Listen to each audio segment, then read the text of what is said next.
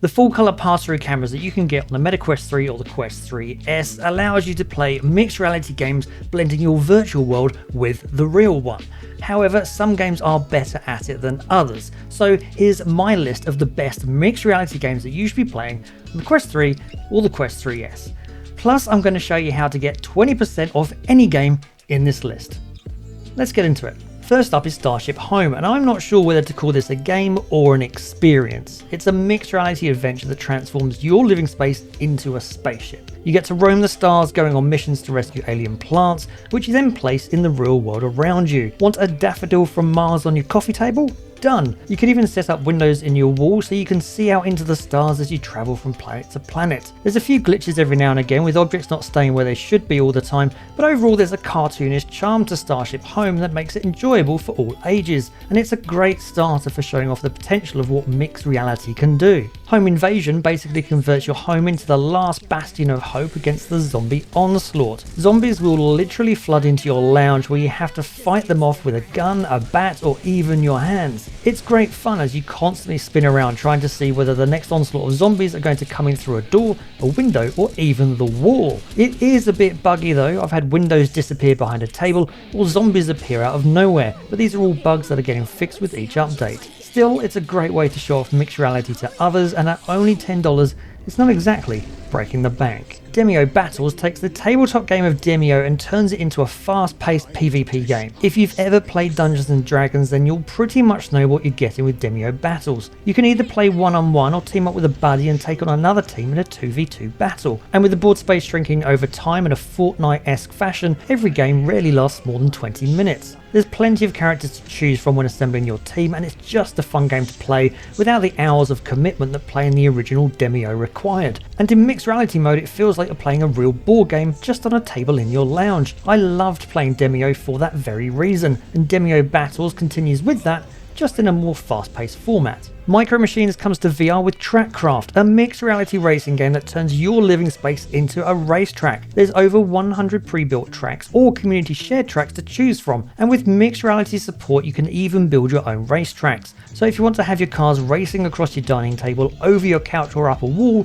that's not a problem. You can play on your own, but the most fun is had by playing with others, either in the same room as you or remotely online. You do need a big play area to get the most out of this game, but hey, it's Micro Machines in VR. What's not to love? If you've ever wanted a pool table in your room but didn't have the space, then Miracle Pool is here to save the day, as it uses mixed reality to put a full-size pool table in the middle of your room. You can change the height of the table, the colour of the table and balls, and even how your queue looks too. You can play on your own, but it is the most fun with playing against others online. You can enable guidelines that make it easier to pop balls, or turn it off and show others what a pro you are. I've been playing this game since it was in early access, and it's definitely one I'd recommend. If puzzles are more your thing, then Cubism is the way to go. This has you solving shape problems of varying difficulty as you try to fit a number of different sized shapes together into a single shape. Whilst the first few are easy to complete, it does get progressively more difficult the more you do. There's also a added mixed reality mode, so you can literally sit in your lounge with your puzzle floating right in front of you. It's wonderfully simple and simply wonderful. Infinite Inside is a VR puzzle game that manages to blend both virtual reality and mixed reality together. The game sees you searching a maze for lost puzzle pieces, which then delve you even further into its labyrinth. The puzzles are well designed with enough difficulty to challenge most people while still remaining enjoyable. There's support for room scale movement, hand tracking, and you'll also find components of the game appearing in your room through mixed reality. It's a game that is made more immersive by its virtual environments, ambient sounds and backing track that all adds to the mystery and wonder of the game. It is a relatively short game though, only lasting a few hours. Still, it's not overly expensive either, and is a good example of a game that blends the virtual and the real world together. If you thought horror in VR was scary, well, wait until you play it in mixed reality. Shattered is a mixed reality escape room game that transforms your room into a series of immersive puzzle-filled challenges. It is a truly unique experience where you'll find yourself interacting with virtual objects as though they're actually in the room with you. You'll find yourself progressing through a series of rooms that are each filled with puzzles to solve as the story of the game unfolds. It's eerie to say the least. Want to perform an autopsy in your living room? Not a problem.